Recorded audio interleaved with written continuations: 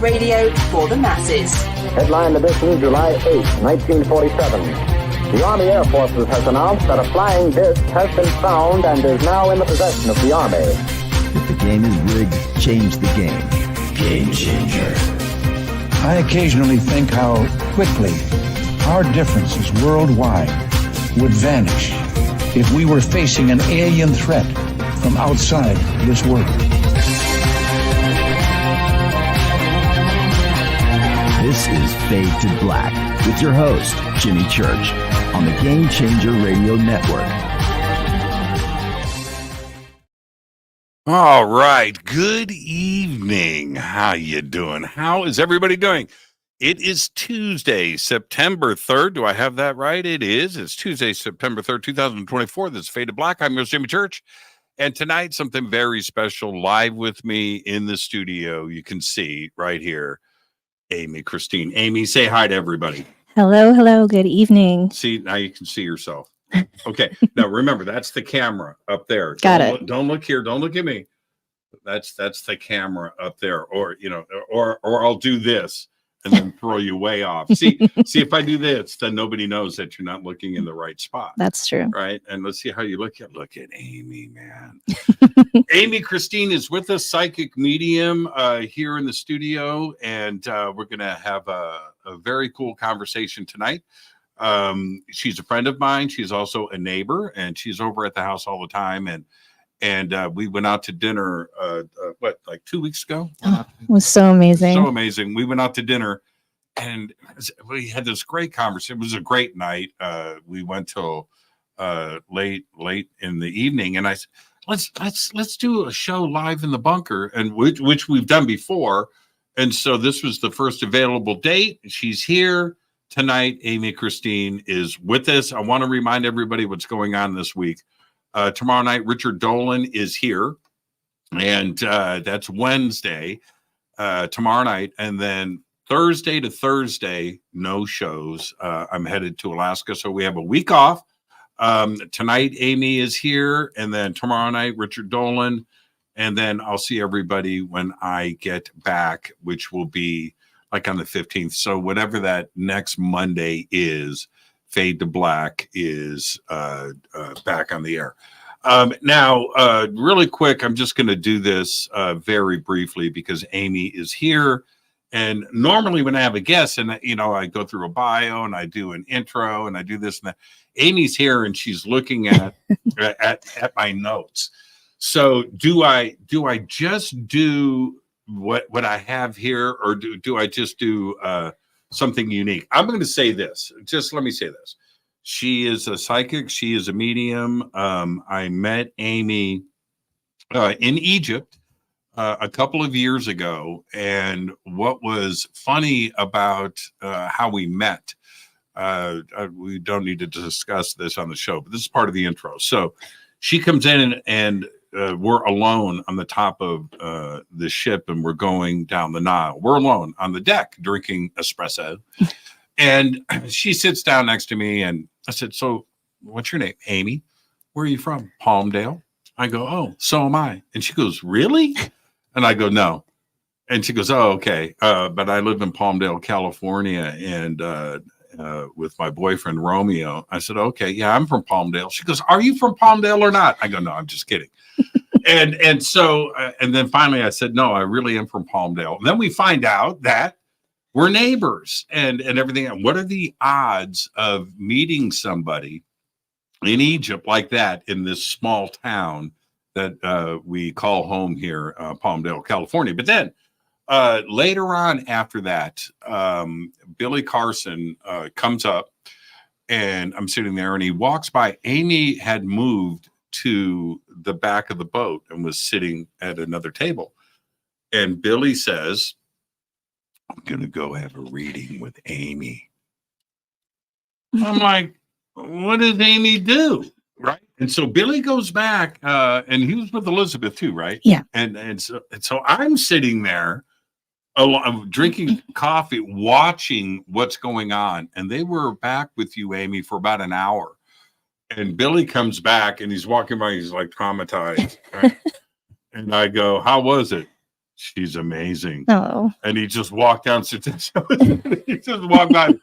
So, so we're going to be talking about that tonight. What is a medium? What are psychic abilities? Let's talk about my haunted frigging house. okay. And everything else. Now, I did notice now Amy's website. It's Amy Kristine, psychicmedium.com. The links are below. You can also chase her down on Facebook. She's on Instagram. She's very easy to find and reach out to. So all of that is there. And there were questions before the show, Amy, about in the chat about asking you questions. And now I don't want to.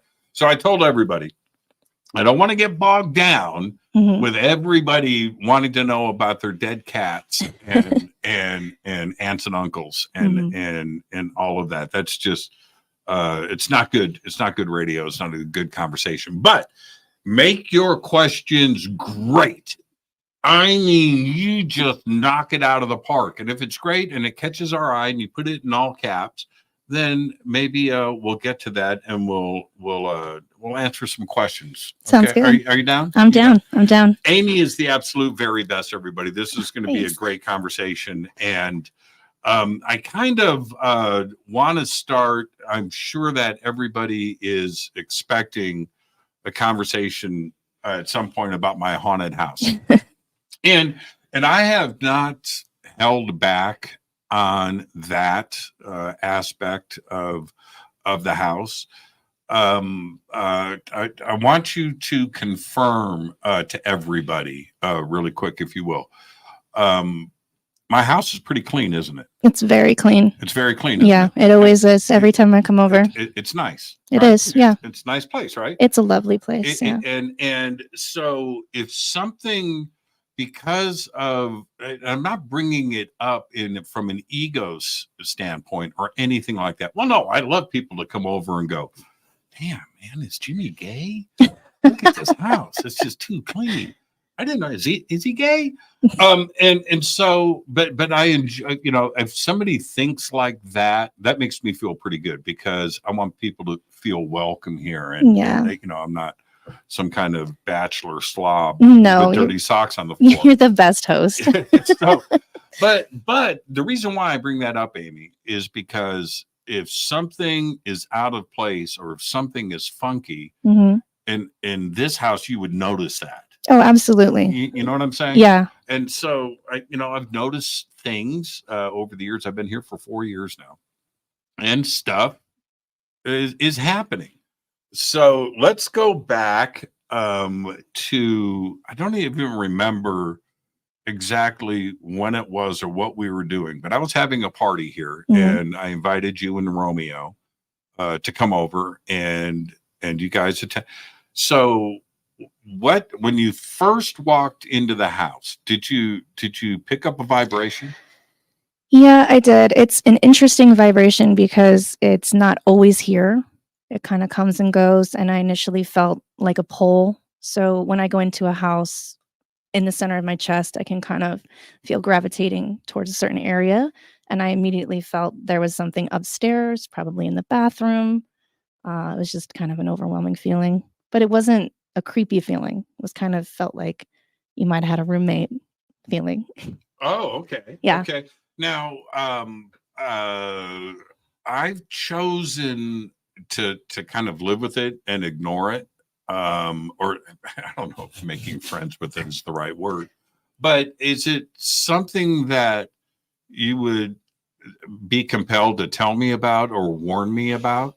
It's kind of a playful energy. Feels like someone who, probably passed away, could be even down the street, who's just attracted to all the beautiful things that you have in your house and just likes to be a little nosy, a little trickster, but I don't feel anything negative. And being that you ignore it, that's the best thing to do. Well, you bring up a good point. Maybe I should mess the house up. Maybe it's too clean. Maybe ghosts are attracted to cleanliness. Yeah. Right? I don't know. It's a nice place. It's a great place to hang out. Maybe I should dirty up some stuff, but no. But yeah, I've never felt like threatened or like negative, but I've never really asked or tried to find out. And I told you, everybody, just so you know, Amy's sitting right here. I told her, I said, don't talk to me about it. Don't tell me about it. I don't want to know what you feel, what you see, what you hear. I don't want to know. And you've kind of respected those boundaries. Absolutely. Tonight, we're talking about it more than we've ever talked about it before. That's true. In this first 5 minutes of the show. But yeah, there's something going on, and it was immediate after I moved in, and I've never been in a house that was active before. Yeah. And it just started right away. Yeah. Well, you know, the more open you are to things, and you do have beautiful crystals here, and that can enhance that energy. But being that I don't see it as a threat to you, I didn't feel the necessary, need to come over and say, let me cleanse your house, because like I said, it comes and goes. Yeah. And I've had people offer me that, and I've turned it down. I sage, once in a while. And I say, you know why I sage? I don't sage because doing something spiritual or warding off evil spirits. I like the smell. I love the smell. I love the smell of sage, man. Me too. That when you get that fresh bundle of the real stuff, you know what I mean? And it's big and fat. You just torch the end of it. And yeah. And it's such a great smell. And then you get the bonus side effects from it. But I've never, I'm not throwing salt around no. or anything like that. And because I don't want to aggravate either. I don't want to have it turn into something else. Is that possible? That can be possible. A lot of people think that going into a house that has a poltergeist, which just means noisy spirit, that if they throw holy water around, that they're doing some sort of good. And to be honest with you, if you're not ordained, you're actually going to agitate that energy. So I do not recommend that. But saging, especially if you're doing any spiritual practice, is really important. I sage once a week. Okay. Yeah. Since we're on the subject, this is from Outcast Jeff. He says, will Amy tell you who the ghost is in your house? Okay. Now, it's an obvious question, Jeff. Yes. Okay. Without having Amy answer, I'll ask her this. Do you know who the ghost is? Okay. All right. So we'll leave that right there. Yes. I really don't want to know. But there's no question in my mind that And can you discuss the color lilac? Okay, do you see your face? No, I guess not. I guess not. What affects? I have crystals, right? I have some crystals here. I keep these here in the studio. Obviously, this is quartz. And this is a big chunk of meteorite. Beautiful. Hold that.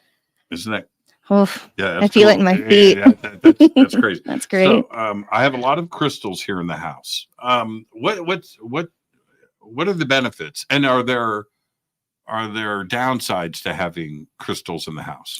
Yeah. So the benefits, depending on what type of crystal, they all have different medicinal properties. They're living organisms. So if you want, something, I don't put crystals in my bedroom because it amplifies energy. The only thing that I have in my bedroom is a salt lamp, and it keeps the spirits away from me because I'm trying to sleep.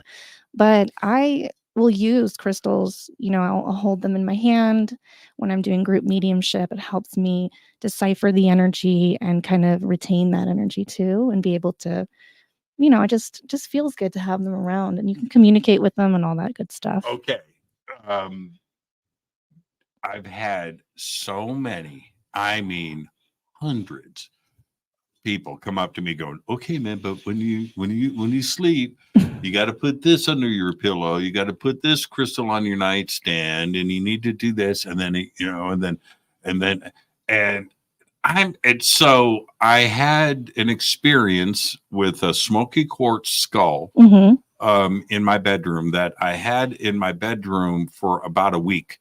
And the reason why was because it was really cool to look at. Oh, yeah. Right. So I put it up next to my TV facing me. Okay. So I could watch what I'm watching and just glance down and go, man, you are handsome. Right? I You're love just that like, crystal. right, Yeah. yeah, right. And I had the freakiest dreams. And I mean, I was waking up every day, like, just like, whoo, right? And I just look, I mean, it's you. And I don't want to sound all hippy dippy, you know, and new agey and all of that. But you know, but I took him. I said, "You're out," and I put him down in the living room. Slept like a baby. I bet. Yeah. Slept like a baby. It was the crystal. Yeah. Sometimes you don't know where the crystals are coming from, who had them prior. I don't recommend always putting them in water. I would definitely put it in just a bowl of kosher salt and let that energy be cleansed before, you know, you use it. I just, personal preference, same reason. I don't put crystals in my room. I don't meditate on my bed. I don't. Heck no, I've got a room for that downstairs. Oh Yeah. man. Yeah. Is it because and let's be direct about this. Is it because you're messing with something that you just don't understand and you may do something wrong? Is it as simple as that? I think it's person to person. I think it depends on how open you are, how intuitive you are. You know, if you're doing a lot of dream work, if you're a person that has vivid dreams or you astral project, you know, crystals can enhance that. That's the only reason why I kind of recommend not, you know, working with them if you're already kind of up in the clouds. I mean, a lot of them can ground you. Lava rock is like my go-to because I'm always up in the clouds, right? Right. So I recommend, you know, maybe not the pretty ones, maybe jasper, you know, something like that to kind of bring you back down. And okay, and then what about the more common stuff, you know, that's out there? I have a little bit of everything here. But I can definitely tell. Okay, everybody has got quartz. And I love quartz. Right? Yeah. I love looking at quartz. You know, there's something about it that I have. I have clear quartz. I have smoky quartz, rose quartz. I have lots of different types of quartz, but everybody's got it. What are the benefits of quartz? I love quartz because it's an amplifier. It also will take any crystal, then you can put it next to it. It will cleanse it. So quartz is kind of like every crystal's best friend. So I recommend that. And it's such a useful one to have around because you can really hold that and ask it to work with you and meditate with it. And it can really, it's just an amplifier. So it's an energizer. Is there a crystal that you shouldn't mess with? I mean, look, I know it's an opinion. It's Yeah. an opinion type of question, but is there? Oh, no. Okay. Let me reframe it. Okay. Is there a crystal that you won't bring into your house? moldavite. That's my favorite. I know, but for some reason with me, What? it gives me a headache. Really? Yeah, I love it. I think it's fantastic, but I actually prefer to work with malachite instead of moldavite. Really? Yeah, it's just kind of not my go-to. Really? Mhm. Okay. That's people love moldavite. I know. I mean, they love. You know what? It looks amazing too. Oh, it's as well. badass. Yeah, Yeah. it is. It's soft though. That's the only. You know what the problem with it is you can almost chip it with your fingernail. Yeah, any jewelry you have, it's going to crumble. It's going to crumble. And I got this really. We're going to move on, but I got this really cool custom moldavite ring. It was beautiful, man. The big chunk was so it's an expensive stone. Yes. And then you turn around and you get, you know, a custom piece of jewelry. In this case, it was a silver ring with this big round. It was gorgeous. And it was like $1,000. Yeah, easy. Okay, Easy. All right.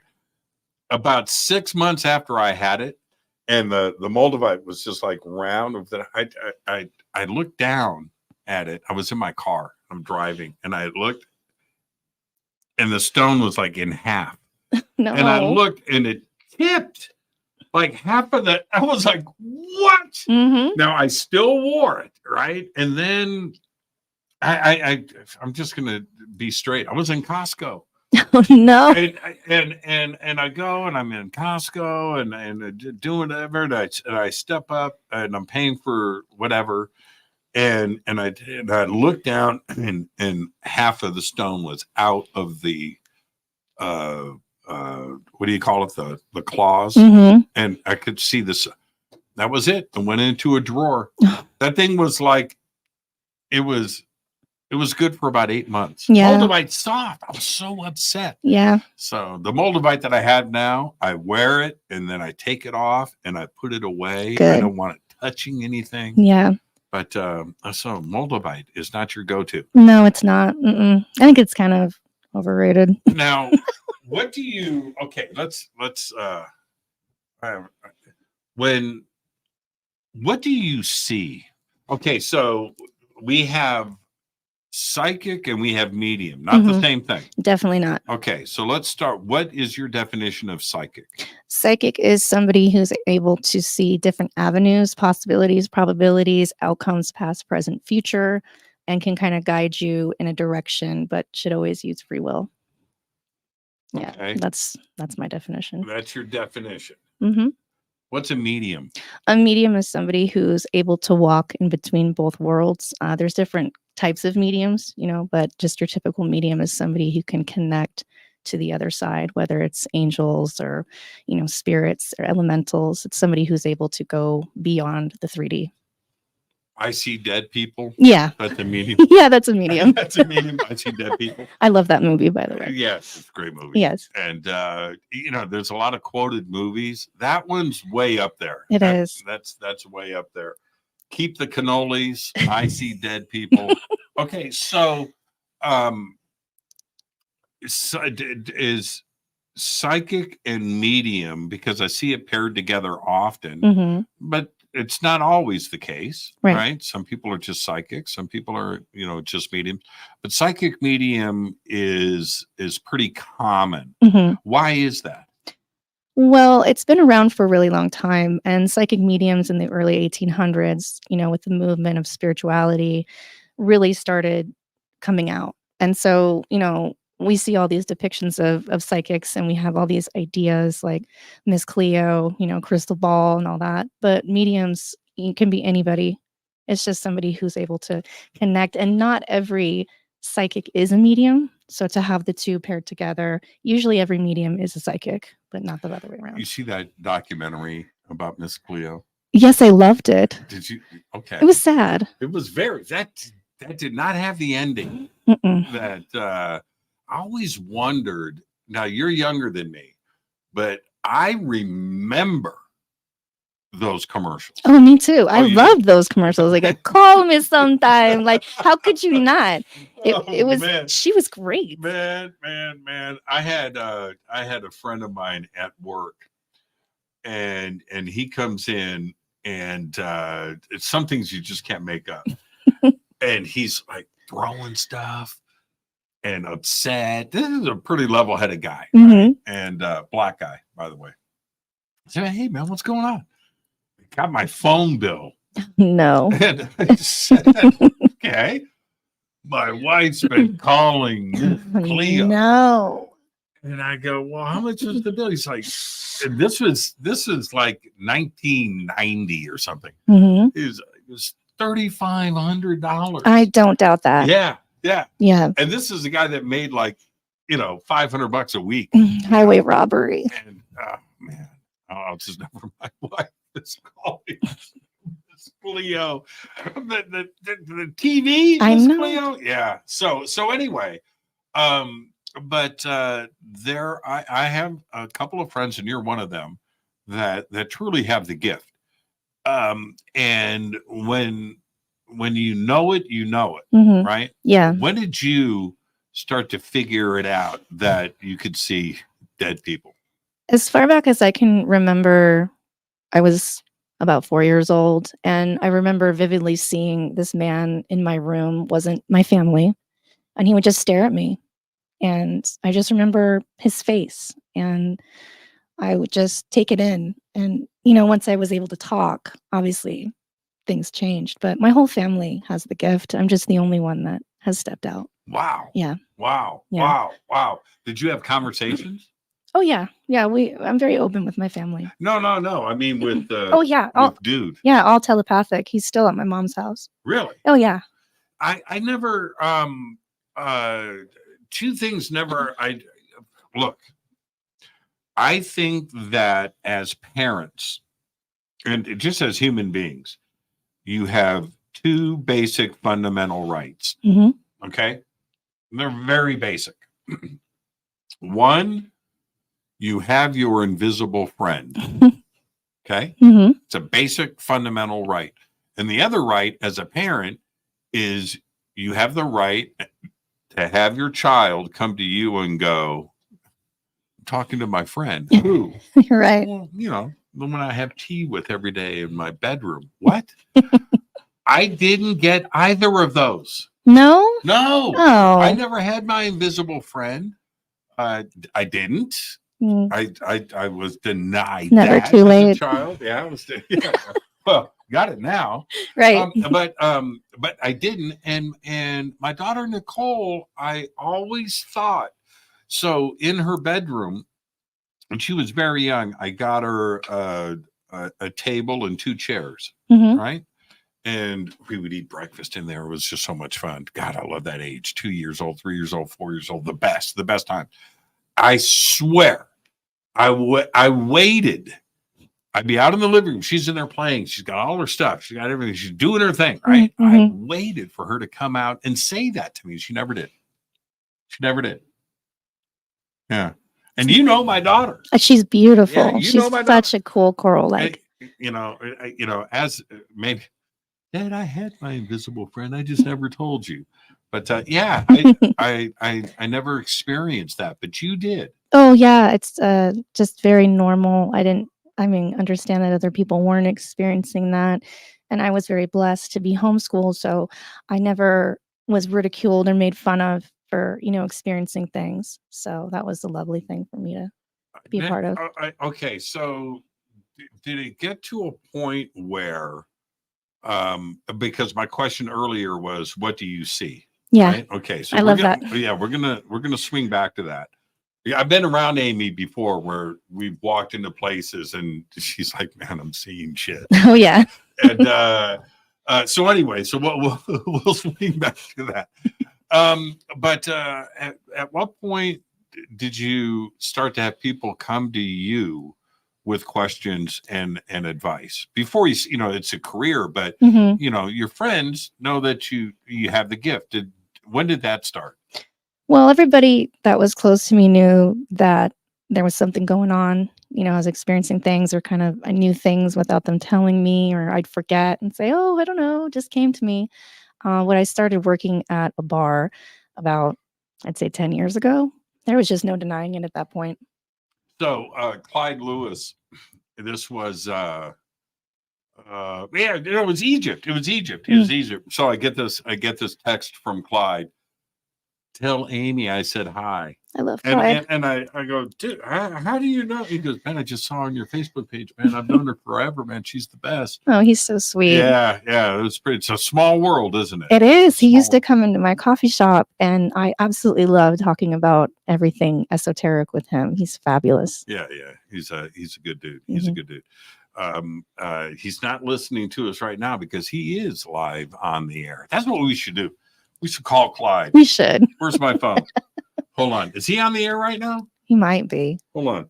Let's call Clyde. That'd be so funny. Yeah, let's see. Let's see if we can do this live. Okay, hold on. I miss our coffee talks. Wouldn't this be funny if he picks up? I have a funny story about Clyde. Well, hold on. Let's see if he picks up. Okay. Clyde Lewis, everybody. Dang. Okay, Dang. so let's text him. He's probably on the air. Clyde, I'm in the studio right now, live on the air with Amy. ! Call us. I'll pull you on.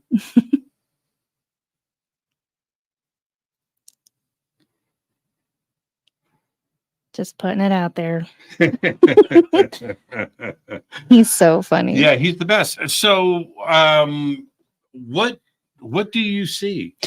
When you turn to me and you say something crazy like that, I'm picturing like Beetlejuice, the waiting room in the doctor's office. It can be like that when I'm doing sessions for spirits. No but kidding. Oh yeah, they all line up. They're in my office. Sometimes they show up days before, and they're like, "Okay, I'm so excited you're going to meet my granddaughter." And then I get booked, and I'm like, "Oh, I think I have your grandma here," for the last 2 days. But what do you see? So I'm a clairvoyant, so I'm able to see subjectively and objectively. So it's a little bit like charades. I don't typically like to see spirits right in front of me because it's a little distracting. So I would prefer for them to play memories in my mind, or for them to take me to locations, for them to give me names and evidence, because I'm an evidential medium. I don't like to be vague. I like to say, this is this person, this is when they got married, this is their birthday, Okay, their death date. let me stop you right there. Evidential. So what you're saying is you want Yes, facts, I want you proof. want dates, you want names. Yes, absolutely. Yeah, because it makes it tangible. It makes it real, and it really helps, make that connection. And I do this really beautiful thing in my groups where I'll ask someone, say the person you want to connect to's name. I can't summon them, but if they're here, I can give you exactly what I'm getting.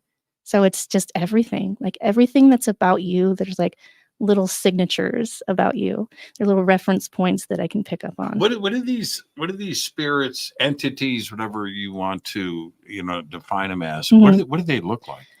Oh, just the same. Sometimes when they pass away, they'll go back to their happiest stage. So I'll see people. So it's like the waiting room in Beetlejuice. Oh, it's absolutely like that. Yeah. That's crazy. I think that they probably talked to mediums and got some insight on that.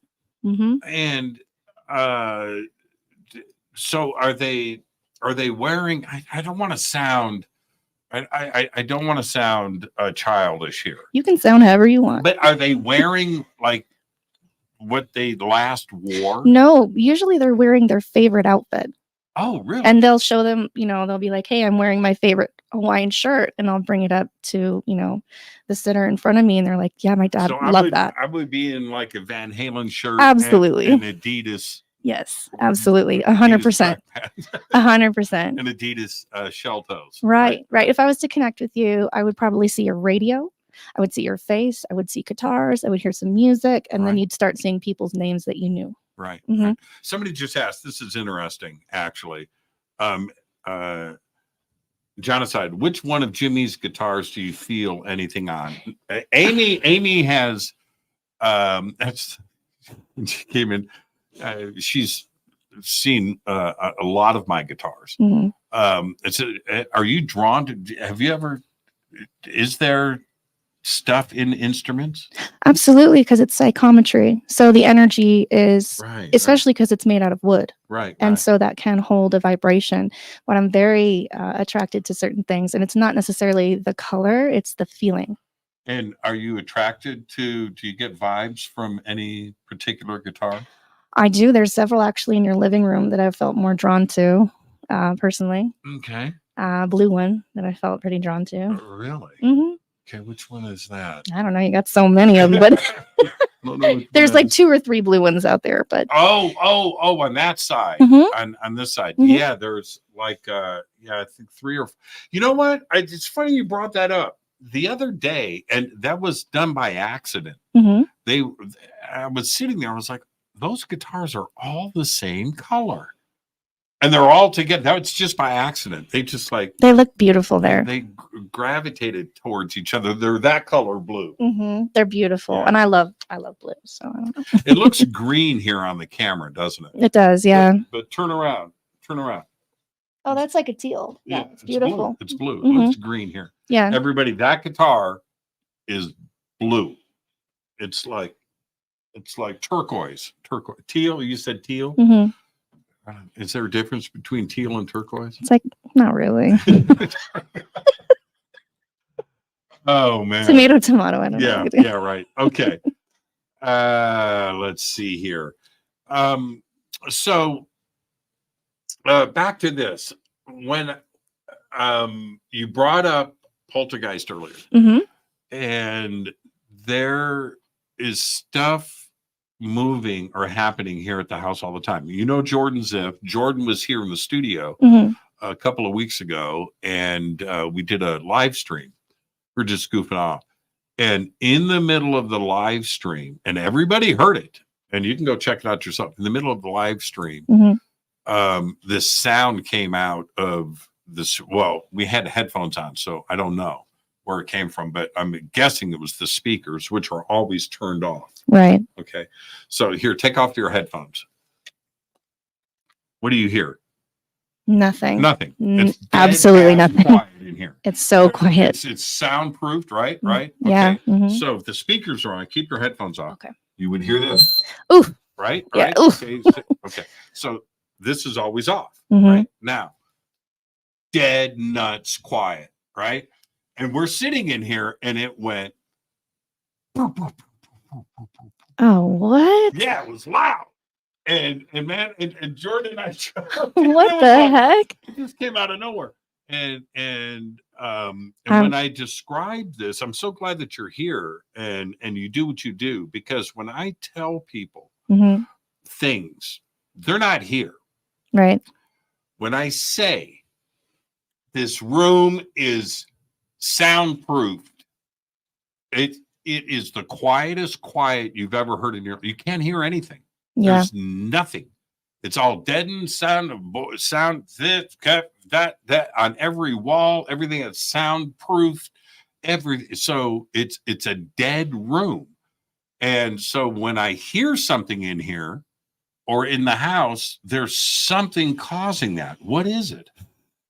Trickster energy, trying to get your attention, trying to disrupt you, trying to, imagine if you were invisible to most people. Wouldn't you want to cause a scene and be like important? It makes sense.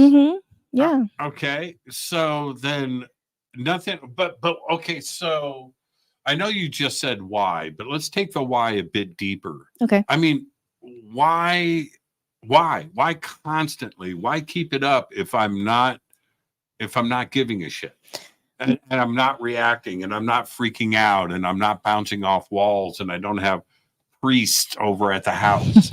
Right.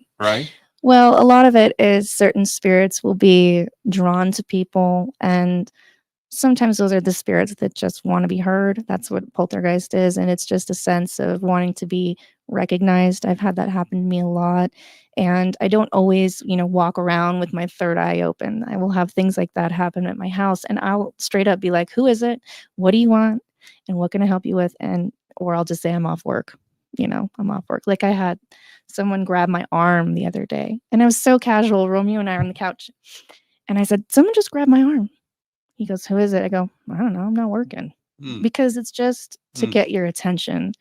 And some of those energies haven't quite made that jump into the great unknown. They stay closer to our dimension because they're just causing a ruckus. Do you, when something like that happens, do you ever turn to look to see what's there? Oh, yeah. And do you see something? Absolutely. I'll see the whole person there. Oh man, that's messed up. It is. It's not the funnest when you're trying to shower and somebody shows up. Oh no, not in the shower. In the shower. So, I'm like, "Excuse me." Yeah. Well, I've told the story before, but it was pretty crazy. So I'm upstairs here. I'm upstairs in my room. It's late. It's probably 11 o'clock, 11:30, and I'm lying on my side in my bedroom. Now, Amy will tell you, my bedroom's not small. Okay, it's a big room, and so because of that, I'm always just aware of things that I just may see something lurking in a corner. Because everything's at a distance, right? Right. So I'm lying on my side, and I have my iPad open in a stand, and I'm reading, and I'm by myself, and I have the lamp is on the nightstand, and this hand, I felt the fingers, pushes me right in the middle of my back. Oh yeah. Like about like this. Oh, I completely get it. About like that, right? Not Oh no, it's a shove. But yeah, and I didn't turn around. I did not. I swear.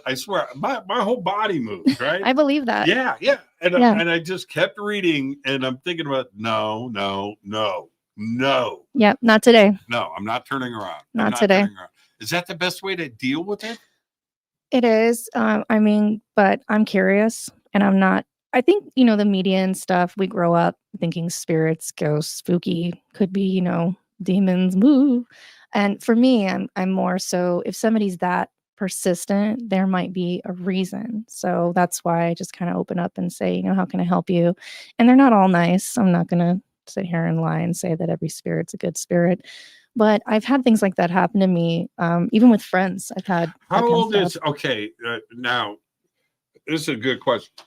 How old is your house? And so it's a medium house. It's not an old house. It's not a new house, right? Okay, so the house is about 30 years old and 35 years old. But you wouldn't, this doesn't look like a haunted house. No, I think, again, it's sometimes more the people than it is the place. And what about your house? Well, my house was built in 1988. Right. And the people. So same age as my house. Yeah, and I've got an acre, and I'm very respectful of the land.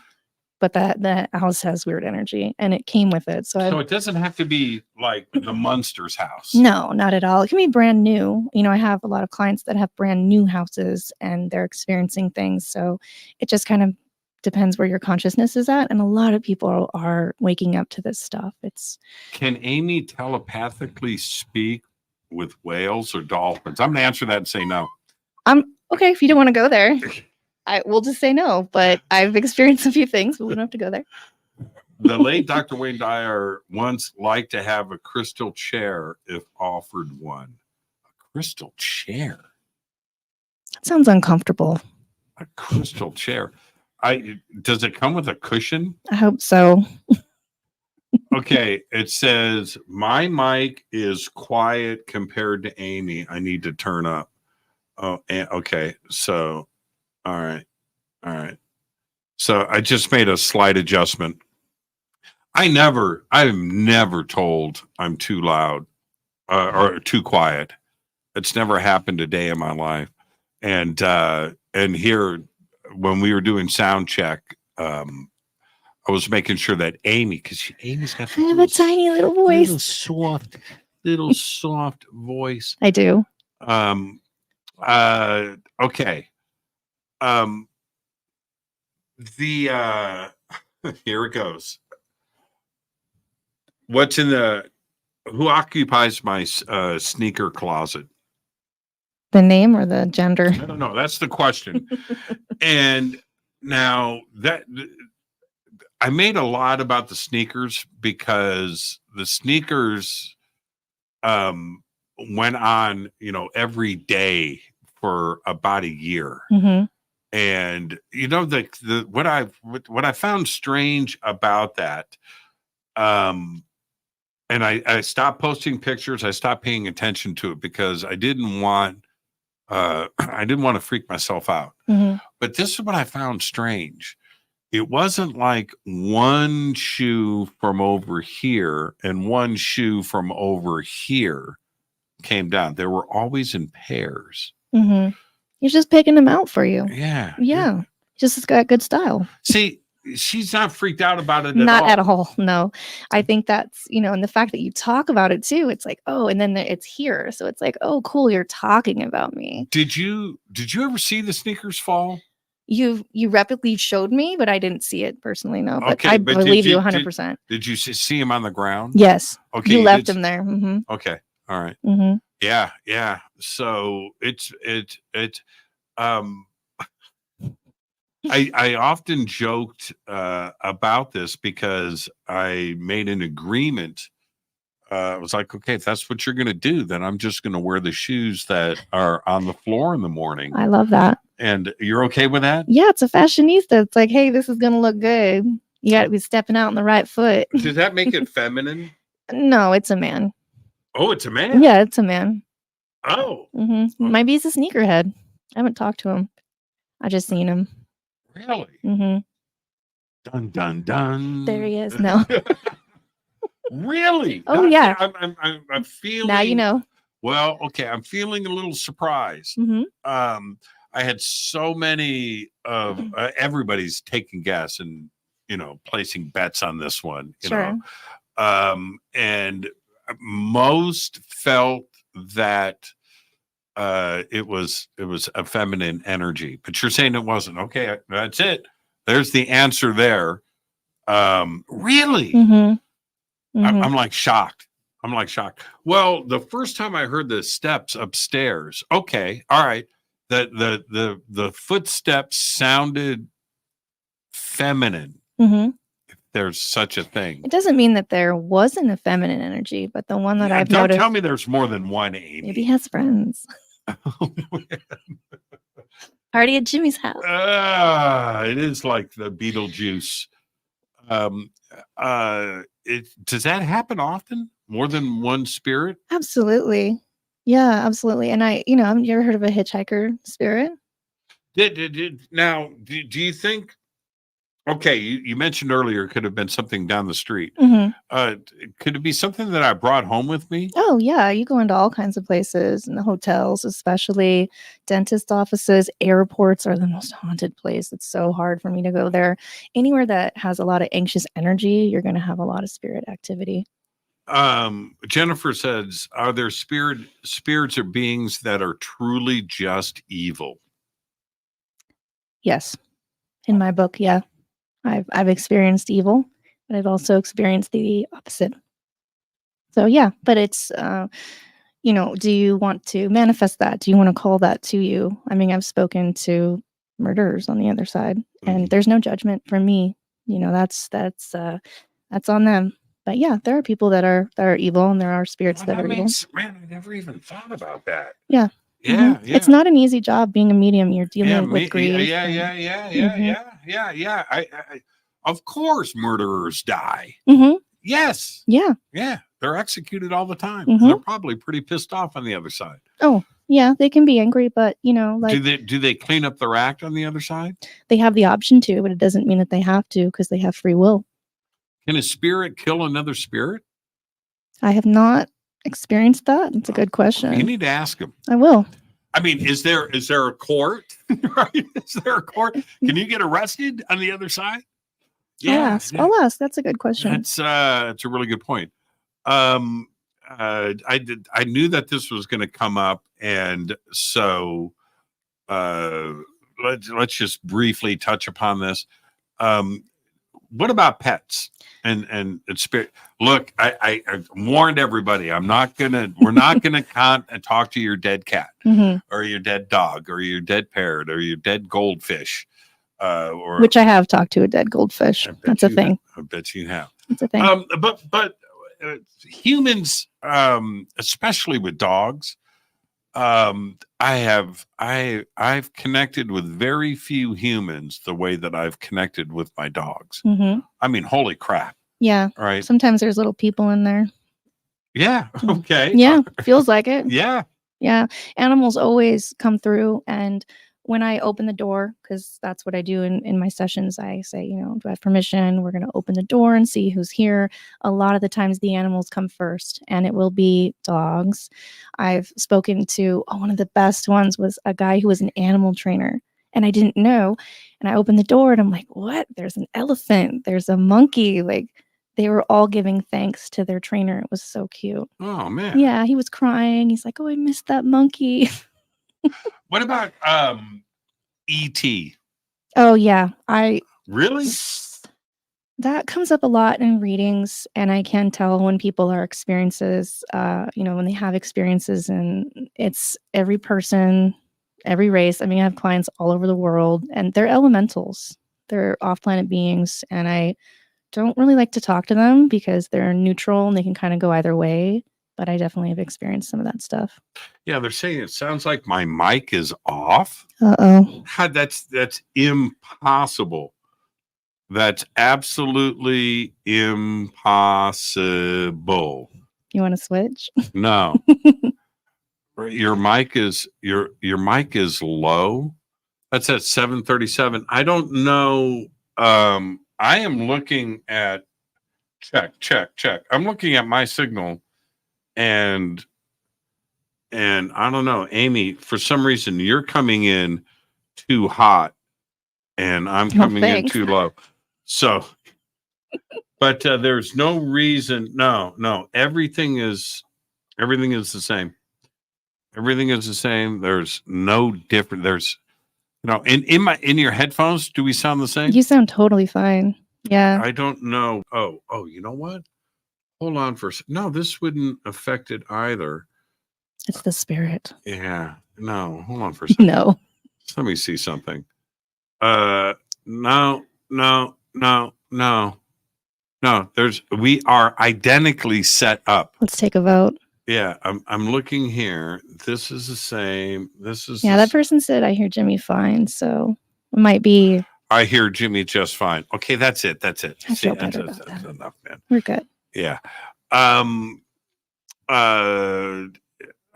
See, you guys just threw me off. You guys just totally threw me off. But there is, when it comes to ET, is consciousness, is ET, because we're going to another realm, we're going to another dimension, and clearly there must be, not all, but there must be some advanced civilizations out there that exist. Absolutely. And something interdimensional. It just has to be that way, right? So is it the same access point that you're going to talk to my mom, my dead mother, and ET? Is it the same place that you go to? I'm so glad you asked that, because through, the thousands of readings that I've done, I'm finding out that people are genetically connected to certain races of off-planet beings. And I've talked to spirits and asked them, do you see these, aliens? And it's so interesting because they're in completely different dimensions. And I don't really think about it as a hierarchy. I think about them, side by side. But I've had spirits tell me about their family members being abducted, and they're watching their family members being abducted, but the ETs don't see the spirits. The spirits see the ETs. Wait. Yeah. Okay, let's stay right there. Okay. So they're interacting with each other like a shopping mall. You know what I mean? Yeah. No, so sometimes abductions aren't necessarily physically, sometimes it's consciously, right? Lisa Reed just said your mic is fine. Perfect. Thank you, Lisa. Lisa, Lisa's listening. Thanks, Lisa. Yeah, Lisa's the best. She's the absolute best. Lisa, I told Amy that you blew me out this weekend, by the way. I'm just letting you know. Watch the next text that comes in. Yeah, man, I got stood up. I got stood up on a date. Dang. Not a date. She's my best friend. But yeah. She's like, no, you're on your own tonight, kid. I was like, wait, you can't do that the day of. Or no, wait a minute. No, I take it back. It was the day before. No, it was the night before. I'm sure you'll reunite. But even then. So I texted her, and we had made plans for like 3 weeks. 3 weeks, man. I'm all excited.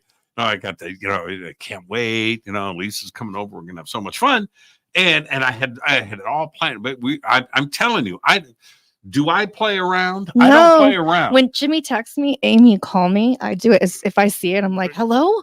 It's a guaranteed good time. It is. And if you ever have the chance to travel with Jimmy, it is a hoot. I had so much fun in Egypt. He was so just the nicest person. We, even though some of us didn't feel well, he just lifted all of our spirits. So I just love hanging out with people, man. I do.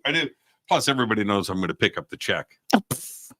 So anyway, yeah. So the night before, it's the night before, and so I texted Lisa, and I'm like, so what time are you coming over tomorrow?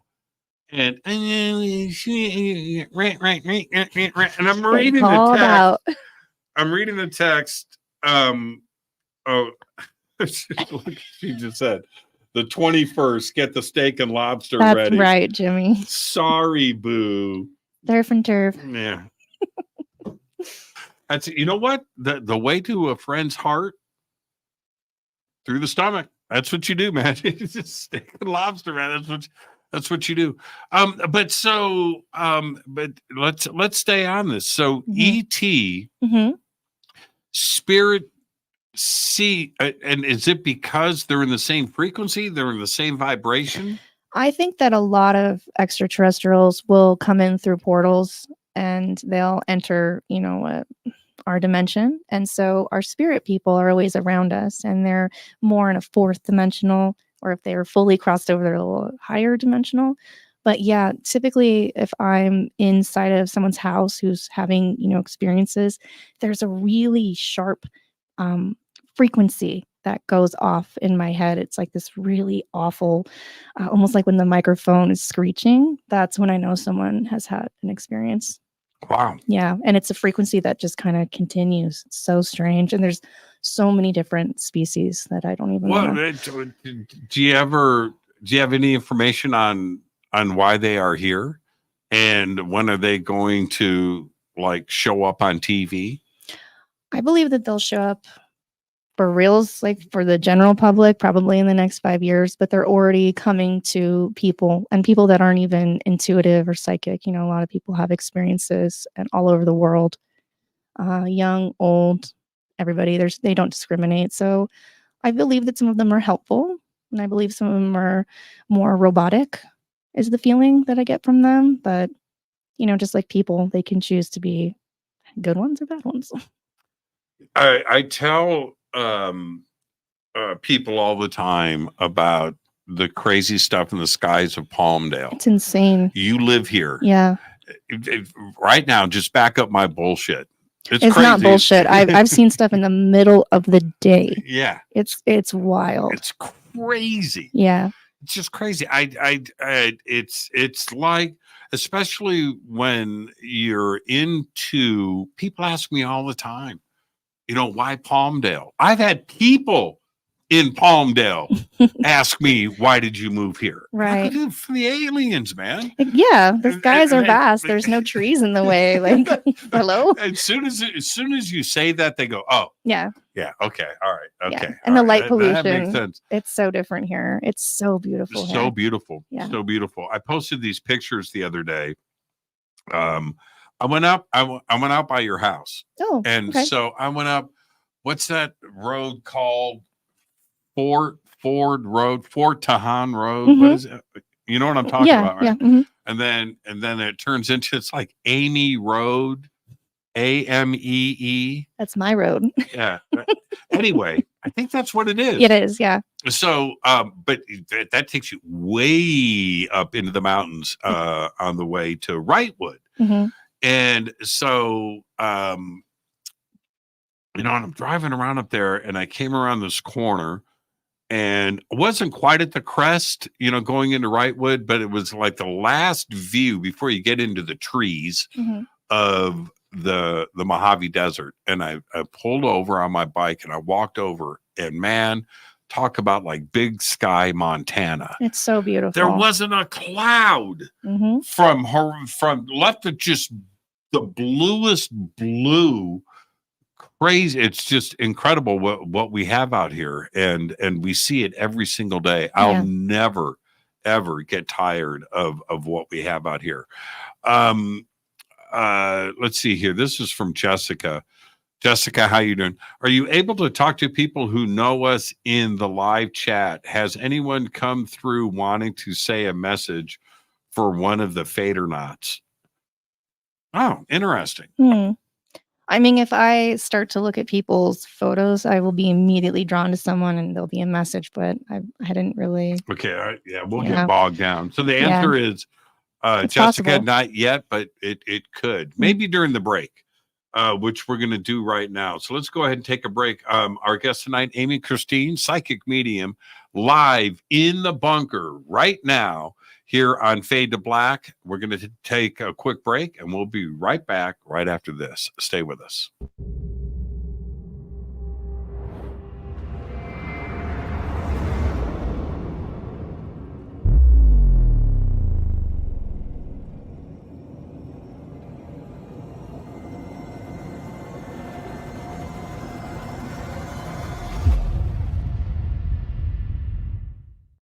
Subscribe to our YouTube channel to get your alerts and access to over 2,000 videos. Click that subscribe button right now. Go to jimmychurchradio.com and get the Fade to Black official podcast. 2,000 episodes, all of them commercial free for just $2 a month. Watch Into the Vortex on Gaia TV. It's Fade to Black for the screen. Simple to do. Go to Gaia.com, search Jimmy Church, or click on the link below.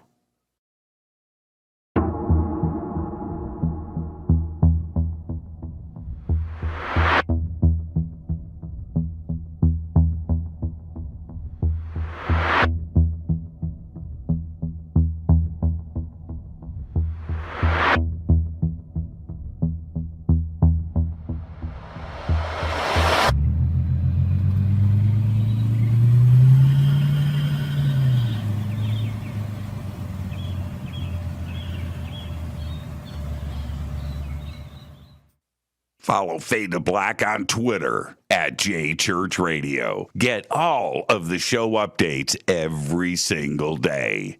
It's now called X, but who cares? How you doing? Jimmy Church here. Special announcement. Get your Fade to Black t-shirts. That's right. Help support the show. Help support everything that we do over here. We've got 2 t-shirts. We've got 2 ways to get them. Get your Fade to Black t-shirt today. Go Backley Tappy. Go to jimmychurchradio.com and become a Fadernaut. Get a membership. That's right. Everything is commercial free. You have access to downloads, and you get to call yourself a Fadernaut.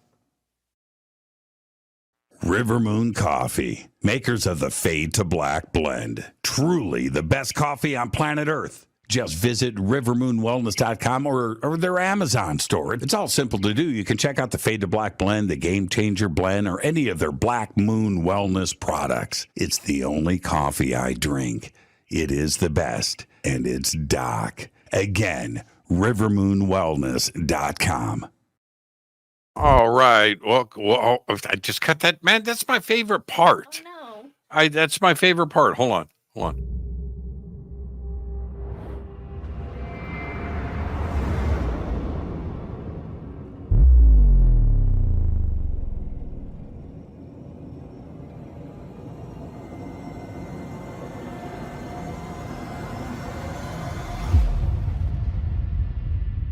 Ooh, Yeah, I'll never get tired of that. suspenseful. Yeah, I'll never, The ever, bass. ever get tired of that. Okay, so let's go through some experiences. Romeo's texting. You're sitting too close to my wife. Okay, all right. So there you go. Got a text from Romeo. I knew. Right. So take us through a couple of stories. Everybody wants to hear them. When did you get the most scared? Have you had a frightening experience? Yeah, I have. I've been pulled out of bed a few times. Okay, well, tell us. You can't just stop right there and pump the brakes. Just super cash. Yeah. Oh, one of the scariest things I've ever seen. Do you want to hear that one? Because it's that pretty... was the question. Okay. So the scariest things that I've ever seen is when I experience them with somebody who isn't like me. So I have, just like a regular person. There was one winter at my mom's house, and I went outside and I was smoking a cigarette. So cool. And it was completely iced over. And my mom lives in Oregon, so there's a lot of snow. And we went out. It was the middle of the day, and I turned around and I saw this giant black shadow with red eyes, and it was shape shifting and it was staring at me. And of course I dropped my cigarette. My boyfriend at the time dropped his, and we just watched it, and it watched us, and then it shot up in the tree and it was gone. And imagine a black shadow against white snow. No, I don't want to imagine that. No. I don't want, I think that all of this, I mean, if you have a primal fear, like the Pandora's box, crazy town thing, Mm-hmm. that's that's one of them for all of us. You don't want to walk into a dark room and turn on the light and have something standing there. It was terrifying. I mean, I saw a lot of stuff in Egypt too, but that was, one of the stories that really stuck with me, or one of the things that really happened, because I knew it was observing us and it was totally aware. And I saw it and he saw it. We never forgot it. We actually didn't sleep very well. Wow. Yeah. Wow. Yeah. Wow. So here at the house, I don't know if I told you this story. The audience has certainly heard it, but, the bathroom down the hall, right over here. Mm-hmm. So, and you know how the door is angled, right? And so it's everybody, you have to understand that it's not a hallway where the door is, excuse me, flat on the hallway. It's angled. There's a cutout. Mm-hmm. And so the bathroom door, you have to turn around to enter the bathroom. It's at an angle. But so I go in there after the show, and Amy will tell you, she can. It's kind of hard to describe, but at the end of that hallway is a double door. It's not a single door. It's two doors. It's a double door that is opened. And it's a big entrance into another studio. Mm-hmm. I have drums in there and amps and guitars and PA system, and it's my jam room. And so I go into that bathroom, and that bathroom, that whole wall is a big mirror, right, Amy? Yeah. Right? Okay. So you're looking at yourself. So, but I go into the bathroom, and it's 9:30, 10 o'clock at night after the show, and I can see in the mirror, because I don't have to close the bathroom door. You close it. The bathroom door's open, right? Right. And I can see the double doors into the studio over my shoulder. And right walking across the room was this dude. Right? Are you? Yeah, Jimmy? Yeah. And you're surprised I tell you there's a male spirit in your and Amy now. And so, and see, that's the other thing. That's at the end of the hall. That's on the other end of the house. Oh, yeah. It felt weird when I went back there earlier. It's a weird part of the house, man. But isn't that actually up through the ceiling is where your bedroom is? Over there. That's no. The bathroom? No. Above that is one of the guest bedrooms. Okay. Yeah. My floating around. but anyway. Yeah, and I bounced back. Wait, he was actually he was like Dracula, it went right through those double doors in that room. I believe you 100%. In that room, and I screamed. I fell backwards into the bathroom door, mm-hmm.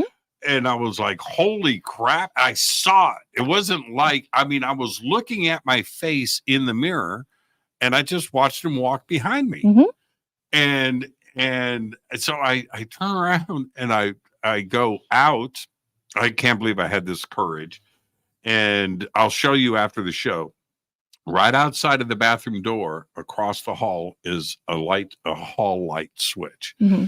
And I stumble out and I turn on the hall light. And I do that, and I walked into the studio, and then, of course, there's nothing there. Mm-hmm. I don't know what I was expecting to see, but it was nuts. It I was believe nuts, you. and that's like you seeing that, outside of your mom's house. Mm-hmm. When you see it. Your perception of the world kind of alters a little bit, right? Oh, It's absolutely. a paradigm shift. I'm sober and I feel like I'm tripping all the time because, there's, and that's such a classic thing. It could be the middle of the day and I'll sometimes I'll see like somebody's like the half of their body that kind of levitates and they'll go through a wall. And I'm like, okay, like who's that? It just depends on how they can manifest themselves. And there was a purpose in doing that. It was to get to rise out of you. And even though I'm a medium, when I'm trying to go to sleep and I hear my name being called, it's never normal. Okay. It's never like, I'm like, oh yeah, cool. It always creeps me out. It doesn't matter how many times it happens to me. Wow. Yeah. Because it's very unsettling, Well, yeah. Someone's like, hey, Amy. And I'm like, there's no one home but me right now. Like, how do you, I've asked you this before privately, but let's just put it out there. How do you turn it off? I do my best to ground myself and do meditation. I try to imagine an open sign being on, and then when I'm done, I click it to closed. But sometimes when I'm just relaxing, just my third eye opens up. It just happens. So you just have to roll with it. So the other side knows not to disturb you. Well, they don't always respect it, but yeah. Like a do not disturb sign. Mm-hmm. Right. Yeah. I'm on work. I'm off work. Please respect my boundaries. And I don't want to say I threaten spirits, but I'll say, hey, if you don't leave me alone, I'm not going to send this message off, or I'm not going to connect with your people, or there's boundaries with people in the living and people in the spirit world, for sure. Here's a pretty good question right here. This is from Todd. Todd says, so can you be in heaven and visit a loved one, or is it purgatory ghosts that do this? Oh, no. I think that, a lot of mediums will say, hey, wait 6 months, and I've had people the same day as their funeral book with me, and they can visit when they're in heaven. It's a little bit easier. Maybe they're able to do more dream visits that way, but I don't really believe anything is purgatory. I just feel like we're always in a good place, and I've never met a spirit that says they're stuck. It's kind of their choice to stick around. They have options. Somebody goes, what happened to your hand? That's a lot of. That's called fingerless gloves New on my tattoos. Harley. Yeah. Yeah, I think, it's hot out here, guys. The sun. I stay inside, can you tell? Man, it was weird. And I know you noticed this, like a couple of weeks ago, the temperature dropped. It did. It was wonderful. It was so nice. I was it so was happy. Like 80, 81, 82 for about a week. And I was like, oh, wow. It's kind of early for fall, but I'm digging this. We're right back to it, man. 103, 104. 105 today. It's so hot, man. And out here in the desert, I don't know what it is, but the sun is closer to you. Mm-hmm, absolutely. It's like the sun is just like right here. I don't get it. You feel it immediately. What is it about? I wanted to ask you, Portland specifically. Mm-hmm. Portland is a haunted town. So haunted. So every place I ever worked there was haunted. Yeah. And, it's a port town. So there was a lot of Shanghaiing, a lot of trafficking, a lot of sadness. I've been in the Shanghai tunnels the last time I went home. Surprisingly, I'd never gone. I went with most of my family, and we all had our own personal experiences. But it's a very dark and heavy place.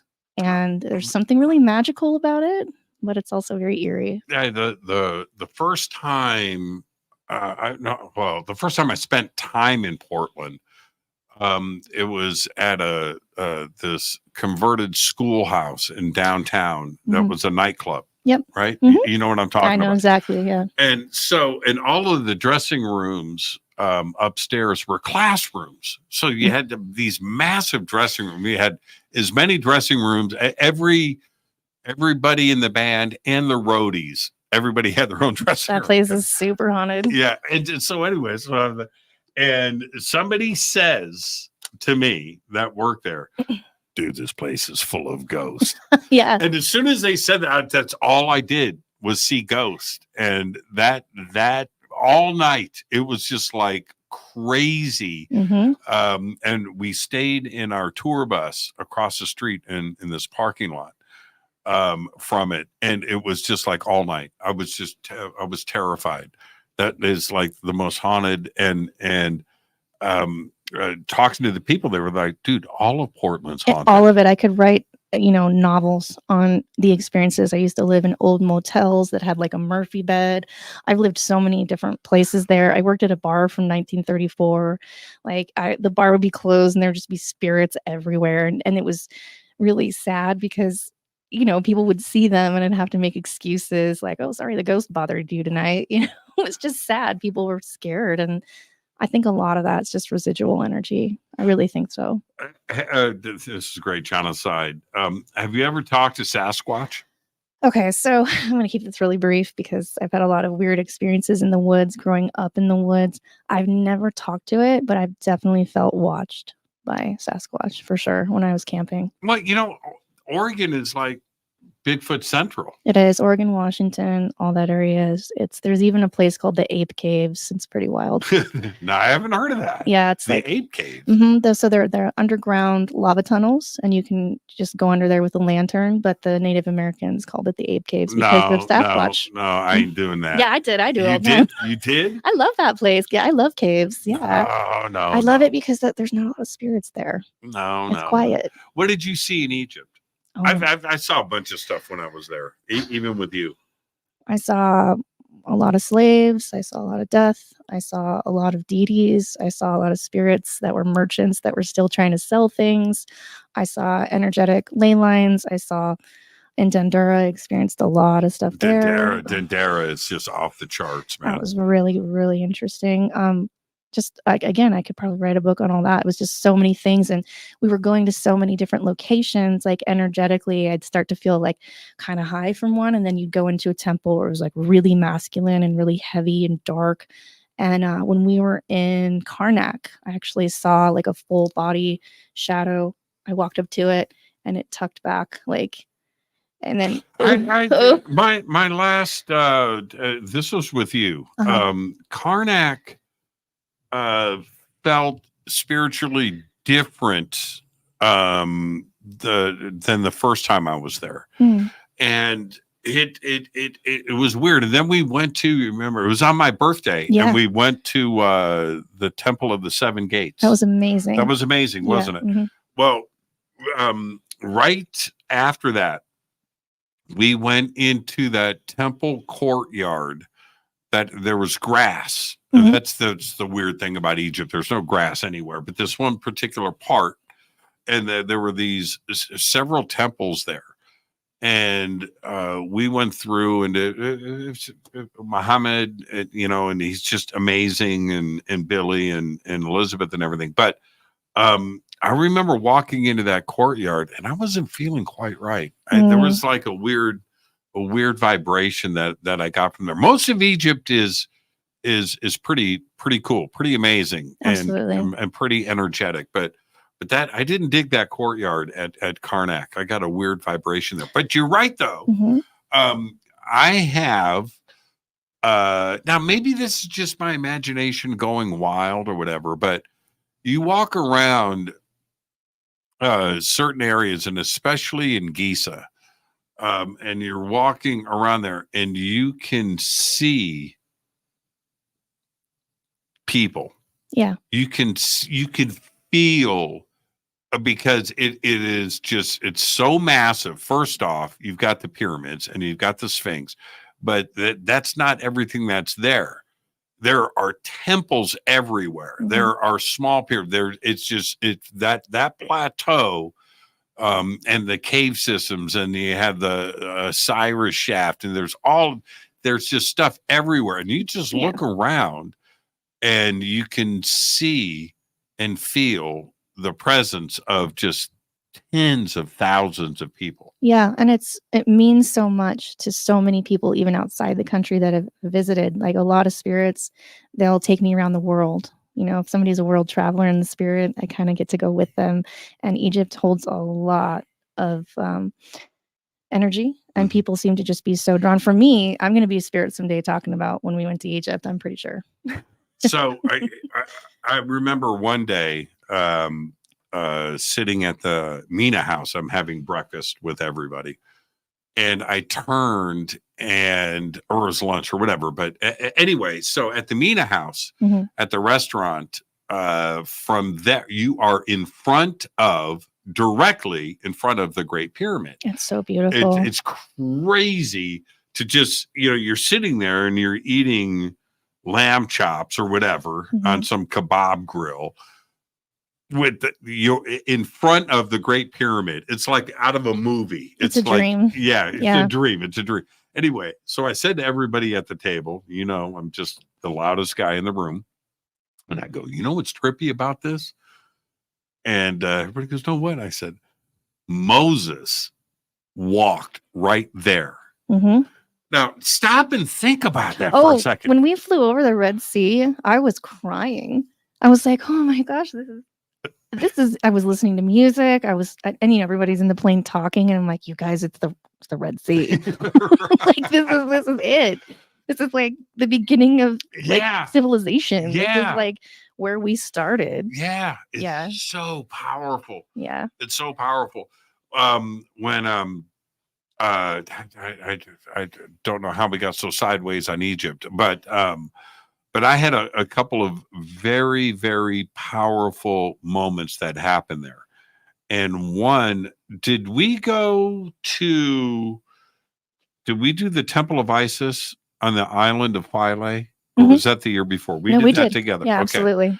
That's where, wait, that's Matt and Evie. Yeah. What was Matt and Evie? Evie. Yeah. They're amazing. It's just so I'm there, and Elizabeth and I separated ourselves to go take selfies. That's what Elizabeth and I are always doing, is take selfies. So we get separated, and so you and everybody else, and Matt and Evie are part of this. What happened? So I go into the temple, and I'm just looking, and all of a sudden, it was like, not quite like a tornado, but it was like spinning, it got funky, and my vision blurred, and I'm like, what is going on? And I was by myself. So I walk out of the temple. I'm like, man, is this heat stroke? What am I seeing? What? And I make my way out, and I see at the bottom of the hill, I see like a little piece of color, because everything's beige, right? But I see that, and I went, oh man, maybe they've got water down there. And it's spinning, and I go down, and I get 2 big ice cold bottles of water. I take one, I pour it over my head. It doesn't help. I'm still seeing like pink and blue. It was bizarre, man. It was really trippy. And it was going through my legs and up my back. And this is like 15 minutes of like weirdness. That place was unearthly. There was things that happened there that I'm still trying to process. So I go up to the top of the hill, and I find this rock, and it's on this cliff, and I sit down, and I'm looking at the Nile River, and Matt and Evie comes up, and Matt goes, hey man, what's going on? So great. Yeah, he's such a cool guy. And I'm like, man, just let me do chill. me right now. Yeah, just let me figure this out. And I got my hands, I'm like 100 feet on this cliff, and I'm holding on. And he goes, what's going on? I go, man, just let me enjoy this. And it was so crazy. The Nile and the colors and the panchromatic resonance. I don't even know how to explain it. And it lasted for about a half an hour. And Matt respected it. So him and Evie sat down next to me, and we're dangling our feet off this cliff and just sitting there taking it all in. And then it finally just kind of flowed out of me. I'm like, how you guys doing? And she's over there crying. Oh, yeah. Yeah, she a was lot of in people tears. were crying. Yeah, she was in tears. And it was so spiritual, man. Yeah. It's just powerful. That place is, for one, there's a portal there. For two, it's the fertility. As soon as I got there, it was just like all I could hear in my head was like, you have to get pregnant. You have to have children. And I was like, oh, I'm not ready for that yet. Well, it's a feminine temple. It's the divine feminine. Yeah. And you can feel it, man. You can feel it. It took over my masculine side. It slapped me upside my head. I really enjoyed it. When so after, check this out. So we had we have 3 boats, and we raced? Yeah, we did. That was hilarious. Right. We had 3 boats, and we did a race, and we pulled out onto the Nile. And we had the camera crew, the documentary people were shooting this thing. And so I'm at the front of the boat, standing on and they're filming me. And, and we're racing. It was really fun. It was really cool. It was fun. But anyway, I just turned and looked at the cliff that Matt, Evie, and I were sitting on. And I just pictured me sitting up there. I didn't realize how high up it was. But anyway, I was looking at that, and the spiritual moment that I had on that cliff was extraordinary. And when I didn't expect to drive by it on the boats like we did. Right. Yeah. But so I ended up taking some pictures of it, but it was magical. Oh, that will be with you the rest of your life and beyond. It was, and beyond. Something energetically happens when you're seeing colors like that. That's incredible. I don't know what it is. Can Jimmy provide more details? I think I did. Jimmy, ask Amy about your ghost. Okay, Carl, you're a little late to the show. You need to go back and Amy, don't answer.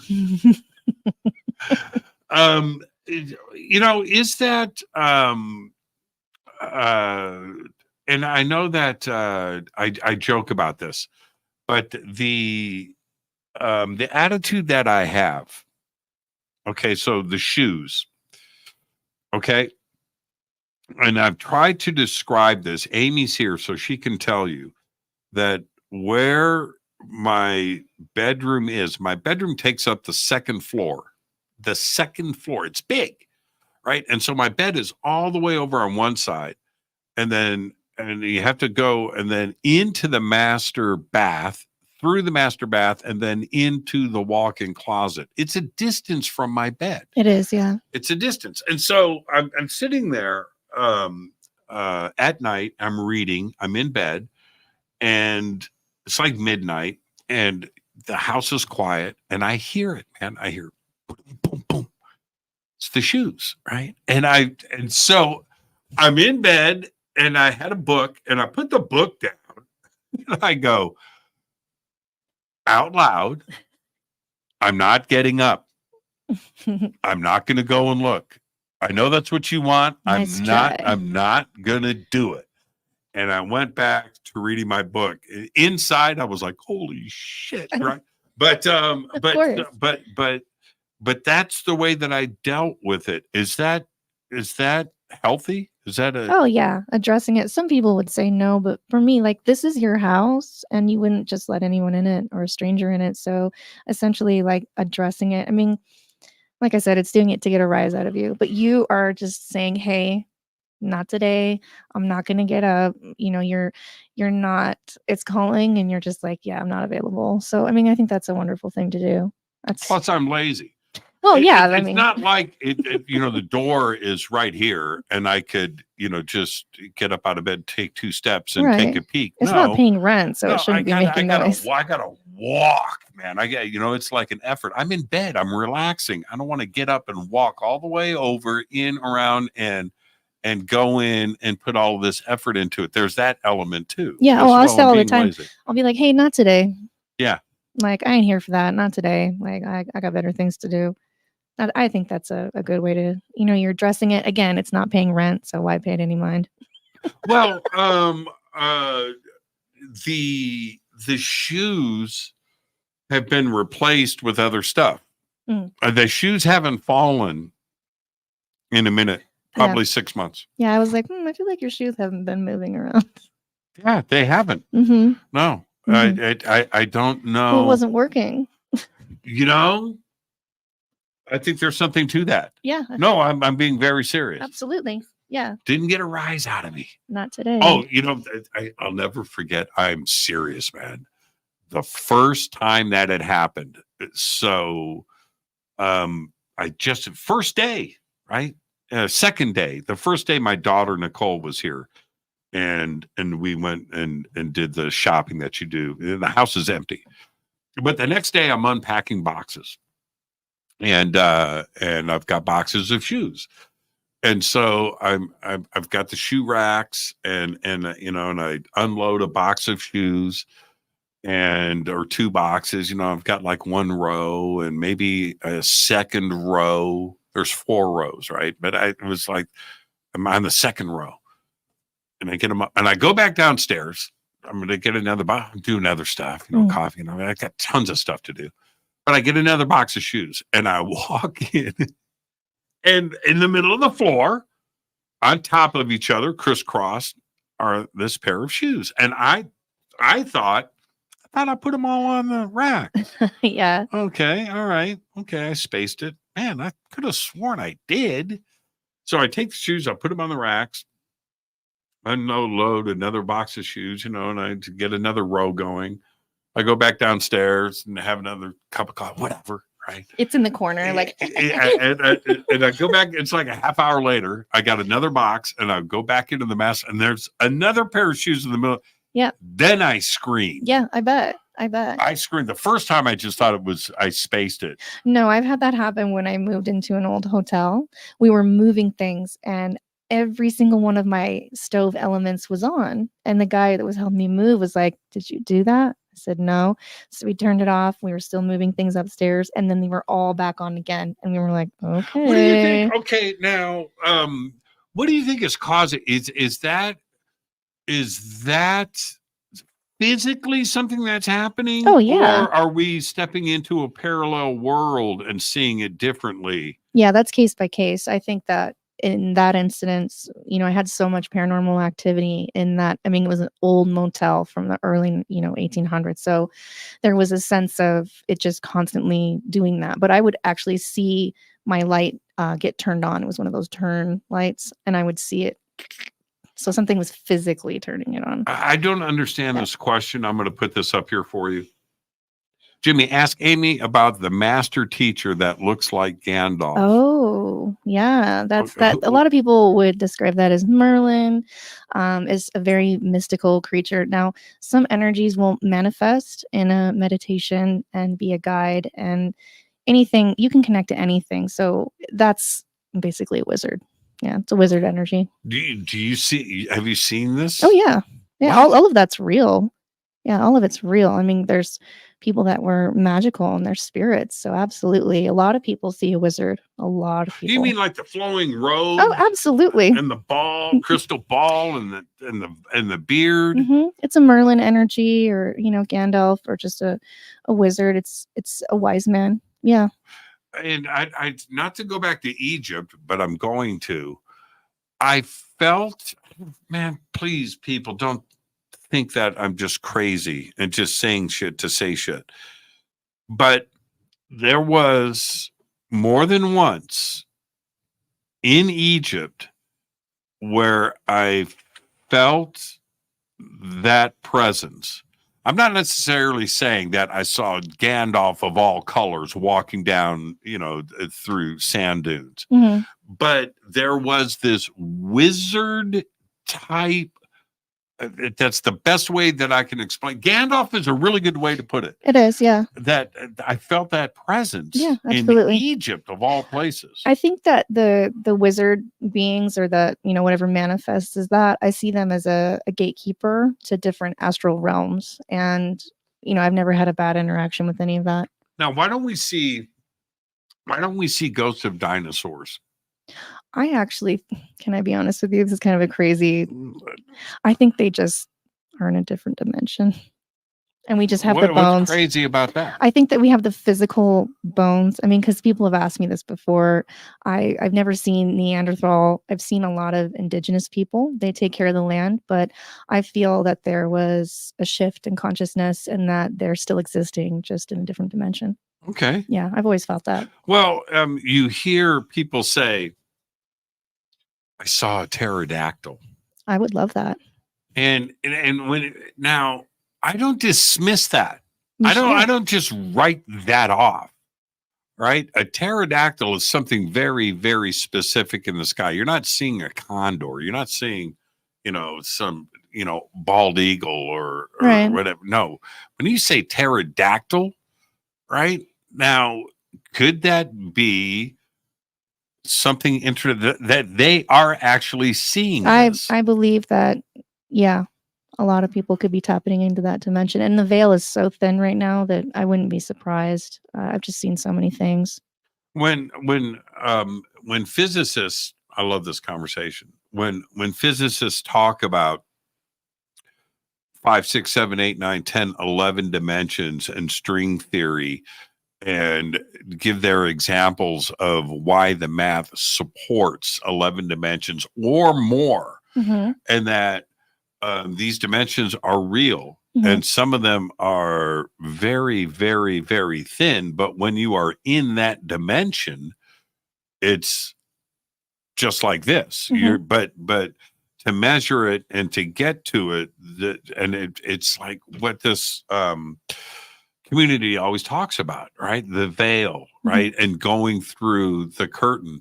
And it seems like that's what physics is trying to tell us. Oh, yeah. It's whether you want to put it in those terms or a spiritual term, there's different access points. And for me, there's a premonition veil that I can go to. There's the veil, what people call heaven. There's the veil of, the spirit world. There's many, many dimensions. What happens when we dream? Oh, well, a lot of people do dream work. Sometimes, people will explain their dreams to me and it is subconscious and it really is up for interpretation of what's going through your life. But I've had so many amazing dreams and so many of my clients will say, you were in my dream last night. And I remember that. So I'm out there, man. Yeah. Well, I'm here. I'm there. So is the dream state as real as the awake state? Yeah, for people who are able to connect to that and have astral projections and dreams and the dream world, I feel like I'm able to reach people in a different way. Of course, if it's consensual, I usually just go and try to cheer people up when they're going through hard times. Now, what if somebody is in a coma? Oh, I have a great story about that. Oh, well, is that in another dimension? Are they experiencing another dimension while they're in that state? Yeah, I've spoken to many people in comas. I've had clients come to me and not tell me, and have me connect to the spirit world and speak to people who are in a coma. And they've told me, they're going to come awake. That put me in a moral dilemma. Like, am I going to tell this person? Is this really going to happen? Because of course I'm going to question that. But yeah, this guy woke up. Oh, wait. Tell us the whole story. So, you cannot just so this happened. Yeah. So the first experience I had with people in a coma was my grandfather. He was in a coma for quite some time. He was taken off life support and he came alive. It was quite a miracle.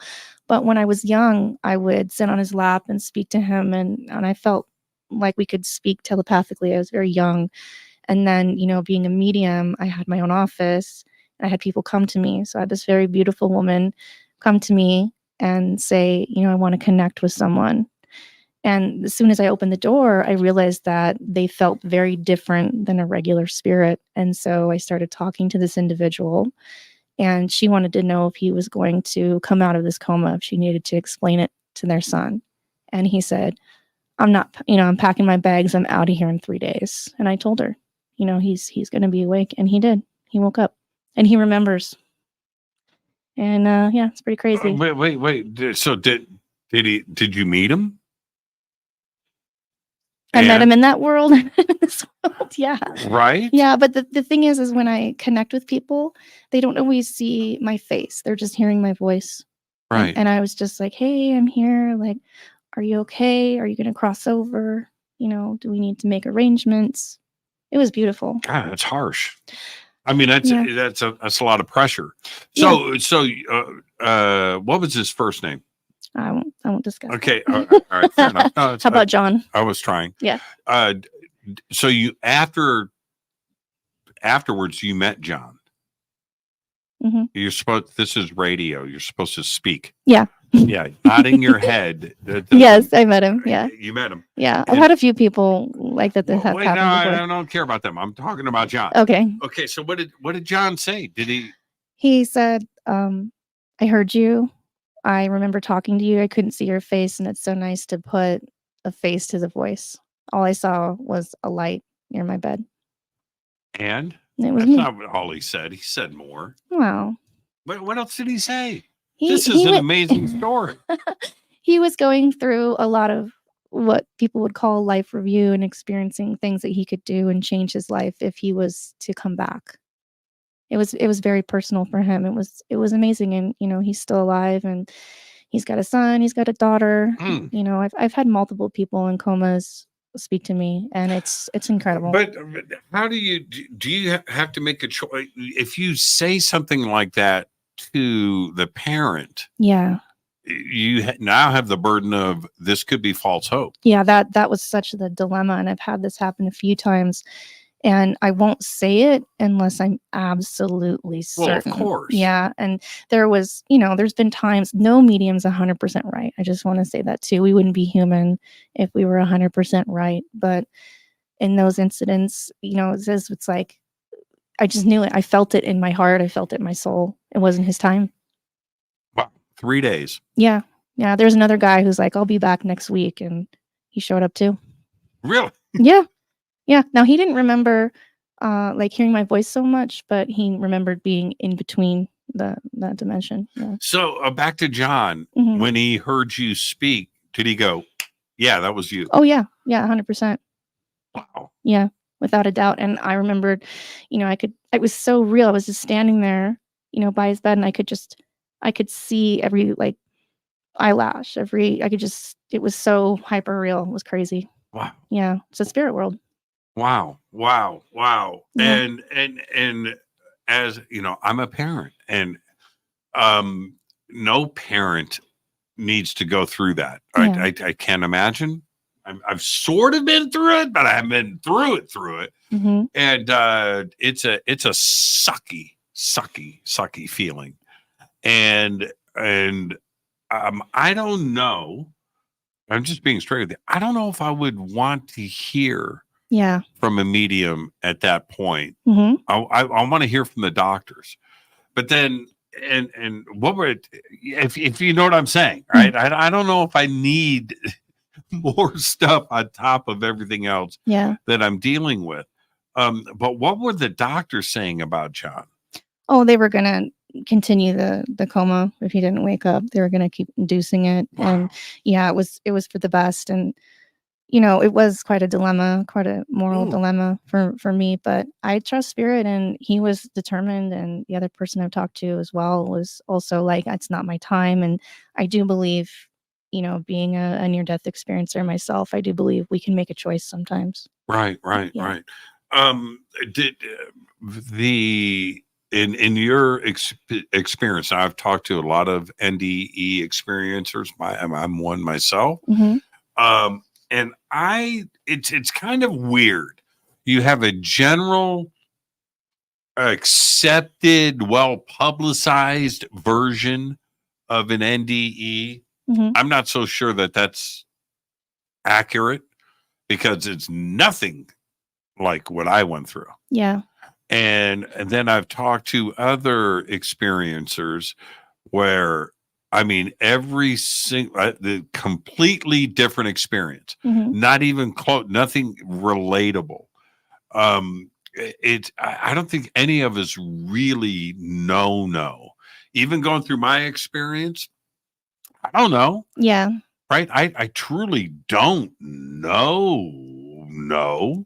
Like, I don't know if there's a God. I don't know. Nobody does.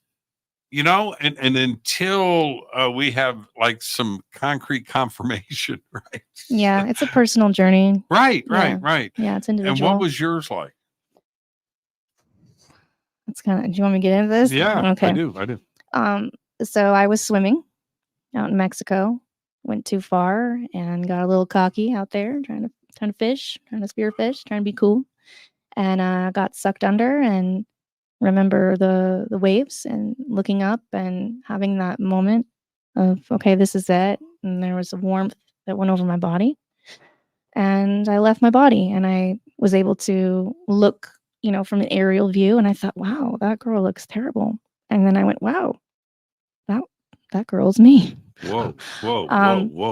And it really, it was shocking, but also peaceful. I accepted that, and I heard a voice behind me that said a lot of things, and I knew if I turned around that I wouldn't turn back, but I knew it wasn't my time.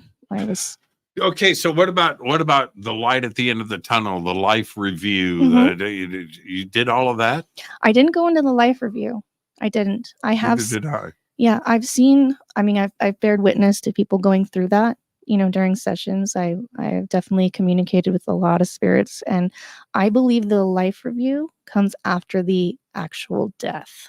I know a lot of people have experienced maybe a light life review or some Light review, light life review where they're shown, to be better people. A lot of people, in spirit have told me about almost like a movie theater where they're sitting down and they're watching their life like a movie.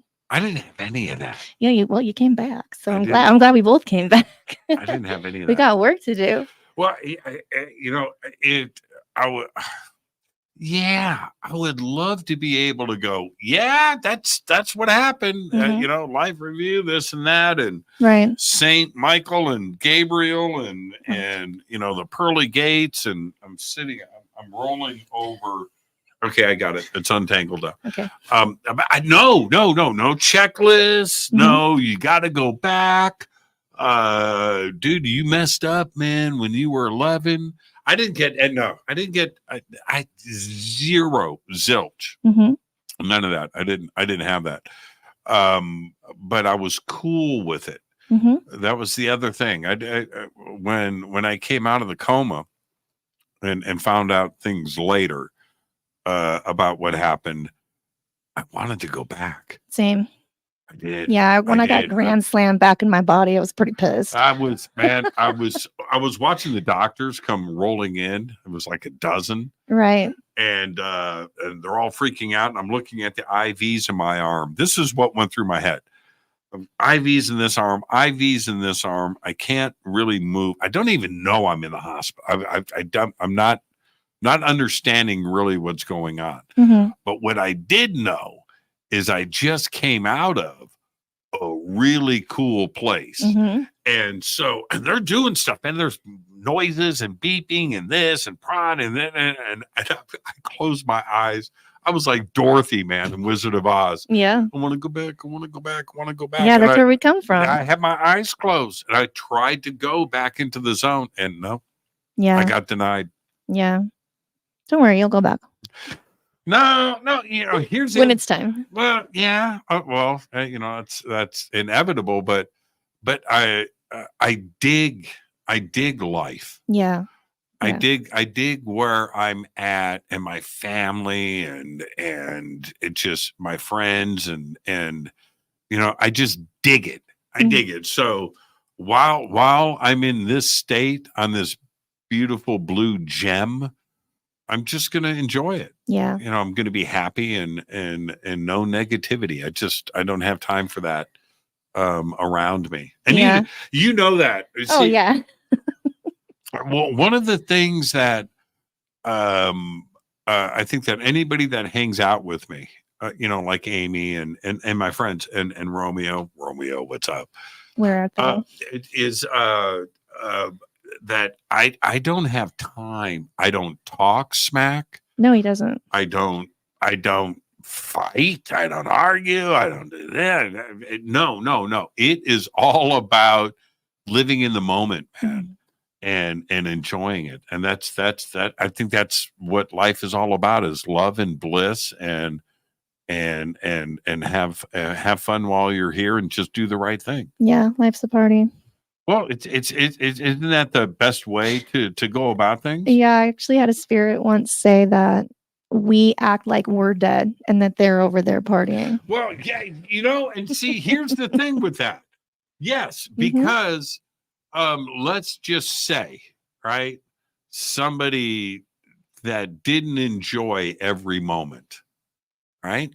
Okay, wasted time on negativity or fighting or just wasted time. And you get to the other side and you're like, man, geez, I mean, it's cool here, but I was a dick. Yeah. You know what I mean? And I really wasted my time. This is cool, but man, Earth was pretty bitching. People are dying to get here. Yeah, right. Yes. Literally. And it's so interesting because we come here, it's this duality, right? You can't really experience love without sadness. And you're essentially coming here to break karma, to heal and deal and seal so you can go back and just keep, ascending into higher realms. That's my MO. That's what I'm doing. I just don't have time for it. I don't care Ain't about nobody it. got time for that. I just don't. It's just so funny. Anybody that goes even a lean negative, I'm just like, yeah. I just don't have time for it. No. I don't. The other day, I don't want to get specific here, but the other day I was on foot walking to my car, and I see this guy, and he's walking. Well, you know where he was. He was over by the AV mall. Mhm. Okay. That's a sad place. Well, no, it's not. No, it's not. I've never been in it. Oh, okay. It is. But so anyway, not as far as malls go, it's nice on the It's all outside. right. It's all right. So anyway, I'm over there by Raising Cane's, like in that area. I'm walking down, and there's this guy, and he's got a gray beard, he's probably 70. He's got a tank top on, really tanned, Mhm. right? Hasn't been indoors in a couple of years.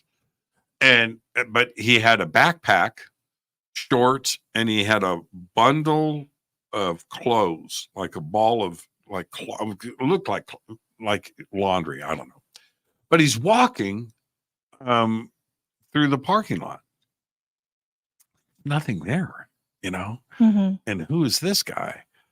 And we just crossed paths, and I just reached him. I saw him coming, and I just reached in my pocket, and I pulled out a $20 bill. He didn't even see what I'm doing. I put the money, my thing back in my pocket, and I walked past him, and I'd go, "Here you go, man."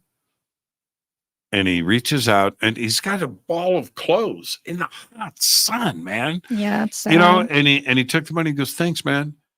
And we just passed. Now that right there is what I'd rather spend my time on this planet doing that than somebody talking smack. Yeah, absolutely. Somebody talks People smack. matter. I just don't have time for it. People matter. And when you go through your life review, that will be shown to you, and they'll be like, "Good job, Jimmy. You're compassionate. Good job." You know what? I cut people off all the time in a conversation when I see it where they just want to, right? Yeah. And I'll go, stop you right there. I'm taking over. Mhm. And I'll start talking. I don't contaminate. Don't spread. No. I'll do it all the time. Yeah, and just because you're like not saying it out loud and you're thinking it, you're still thinking it. Just move on. Just enjoy your life. Let people be on their journey. You be on yours.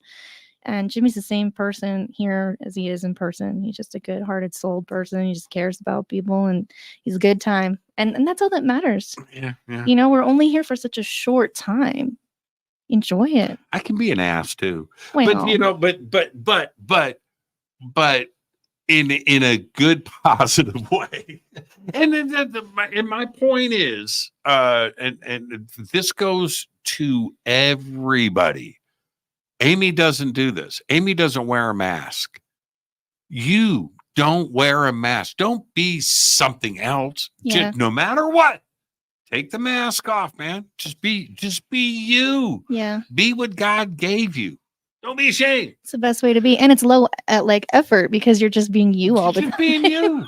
Just being you. Just Yeah. being you. Yeah. It's so fun. This conversation that's happening right now will continue. And if you ever hang out, this is what you get. Mhm. And that's what everybody should just try to consciously think about. Am I wearing a mask? Yeah. Am I wearing am I trying to be to somebody else something that I think that they need to accept? Yeah. No. Yeah. If they can't accept you for who you are, cancel that check. Absolutely. Yeah, I've never been afraid to be who I am, and I've always been out there, do my own thing. And the people that gravitate towards you, they'll love you for you. and the people that won't aren't supposed to be in your path anyway. So that works out. Somebody said it's Taco Tuesday. Ooh, Man, tacos sound it good. does sound good. Man. Hey, Romeo, Let's go. you want to go out for tacos? Where would we go for tacos right now in Palmdale? Have you ever been to Don Sal's? Hold All on, right, it's all hold on. Dude, do you want to meet for tacos right now? Kind of is that Where would we go? probably Lancaster. No. Maybe there's a truck. I don't know. No. I don't know. There's got to be some place around here. There might be. You know what we don't have in Palmdale? Taco trucks. I saw one on the way here. Where? Like That was an illusion. That was I was another tripping. dimension. That was a ghost taco truck. That was Mandela effect. You did not see no taco truck. I was in like, Palmdale. tacos. You know, see, you go over to the valley, man, go to Granada Hills, Chatsworth, on Tuesday nights where they have 100, food trucks in a row. Yeah. It's great. Anything that you can imagine. Lobster rolls, tacos, cheesecake trucks. Yeah. They have, I know you've seen it. You've seen it driving around in North Hollywood. Grill 'em all. Oh, I love grill. Yeah. Grill 'em all. And it's a grilled cheese taco truck, grilled cheese food truck. Yeah. Kill 'em all and let God sort them out. What's that, Metallica or Megadeth? Yeah. So it's Grill 'em all. And we don't have that. We don't have any of that in Palmdale. Hey, everybody move out here and make good tacos late night. Hey, you know what? That's what we should do. We should you and I, we should open a taco truck. That would be fun. Okay, wait a minute. Okay, Romeo says let's go to East Los Angeles to King I'm Taco. not going to East Los We're Angeles. not going to East LA, dude. Like right now. Man, I'm calling his slappy ass. Let's do this on the air. Okay. Let's call Romeo. He's like, oh no, you're not. I am Romeo. I'm calling you right now. You better pick up. And let's see if we can get some fade or nots. Meet us at a taco stand. We'll tell you exactly where we're going. Okay. He's such a handsome dude. Look at Ring a bang bang. Dude, your picture on my phone. This is what you took in county jail. That's your jail photo, man. No. So where are we going to go for tacos? Like right now? Oh man, that's a hard one. I've been dying for real tacos here. Okay, Romeo, we're live on the air, and that's just the wrong answer. So I'll tell you what. I'm going to give you 1 minute and 40 seconds. Ding, ding, Okay, ding. I'm going to call you back and then tell me where we're going to meet. Okay. All right, sounds good. Okay. Sounds good. Okay, you got a job to do. You got one job. Find us tacos. Okay, here we go. Bye, man. You put him on the spot. See, I can be an ass. Oh, if that's you being an ass, I can Amy, handle that. where can everybody reach out to you? Instagram is kind of my main go-to. So that's Amy Kristine Psychic Medium. That's my handle. And then it's the same for my website. Yep. Okay, the links are below. Amy, what a great night here in the studio, man. Yeah. Thank you so much. Thanks for having me. We had nothing fall off the walls. Yet. We had nothing strange occurred. And there you go. But now we're going to go out for some street tacos and we'll find something here in Palmdale. Hopefully a margarita. And there you go. Oh, man, that sounds so good right now. Ooh. Sounds so good. Good night, everybody. Bye. Behave and be well. Take care. This is Fade to Black. And Amy, go back Teppy.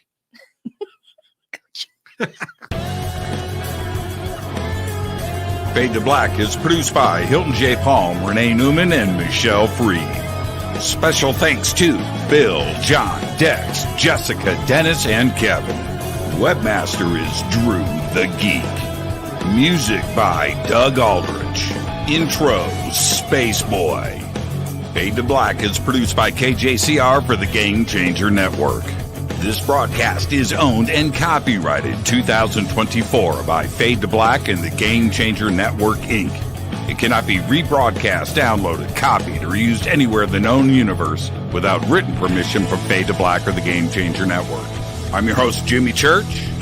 Go back, Lee Tappy.